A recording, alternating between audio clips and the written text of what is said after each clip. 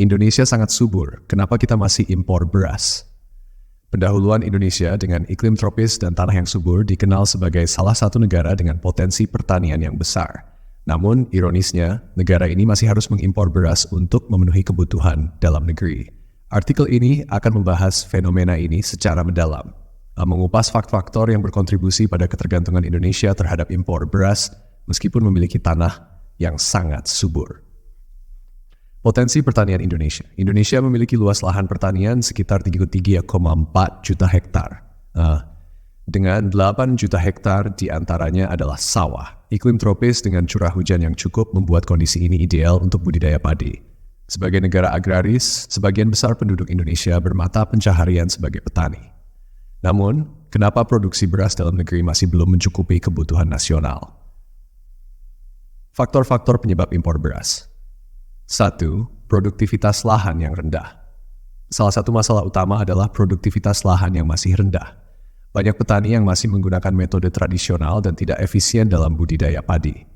Hal ini menyebabkan hasil panen per hektar di Indonesia lebih rendah dibandingkan dengan negara lain yang menggunakan teknologi modern dan praktik pertanian yang lebih baik.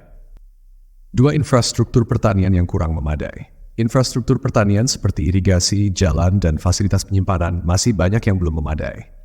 Irigasi yang buruk menyebabkan ketidakstabilan pasokan air yang sangat penting untuk pertumbuhan padi. Fasilitas penyimpanan yang kurang baik juga menyebabkan kerugian pasca panen yang signifikan.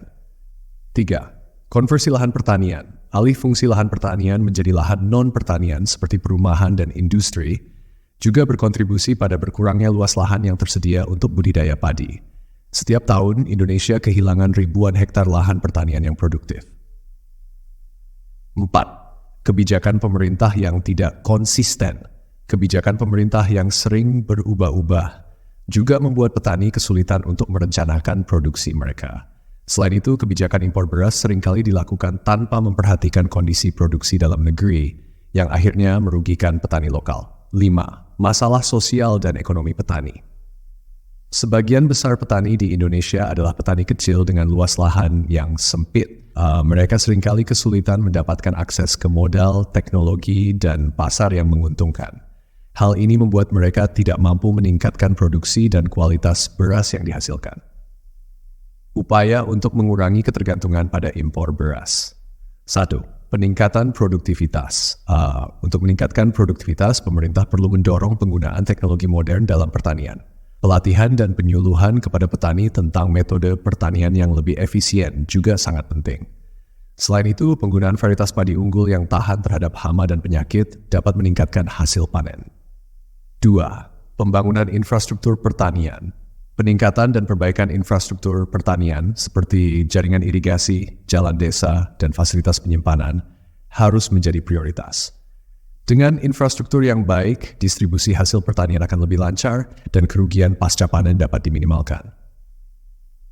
3. Pengendalian alih fungsi lahan. Pemerintah perlu menetapkan kebijakan yang ketat untuk mencegah alih fungsi lahan pertanian. Pemberian insentif kepada petani untuk tetap menggarap lahan mereka juga bisa menjadi salah satu solusi. 4. Kebijakan yang mendukung petani.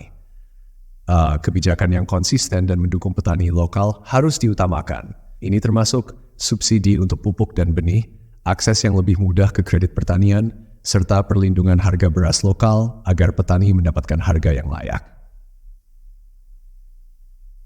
Penguatan kelembagaan petani. Pembentukan koperasi dan kelompok tani yang kuat dapat membantu petani dalam mengakses pasar, teknologi, dan modal. Kelembagaan yang kuat juga dapat memudahkan pemerintah dalam menyalurkan bantuan dan program-program pertanian.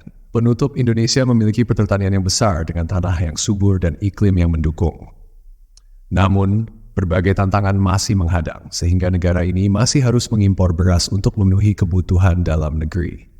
Dengan upaya yang tepat, seperti peningkatan produktivitas, pembangunan infrastruktur, pengendalian alih fungsi lahan, kebijakan yang mendukung petani, dan penguatan kelembagaan, Indonesia dapat mengurangi ketergantungan pada impor beras dan mencapai swasembada pangan. Pemerintah, petani, dan seluruh stakeholder terkait harus bekerja sama untuk mewujudkan cita-cita ini.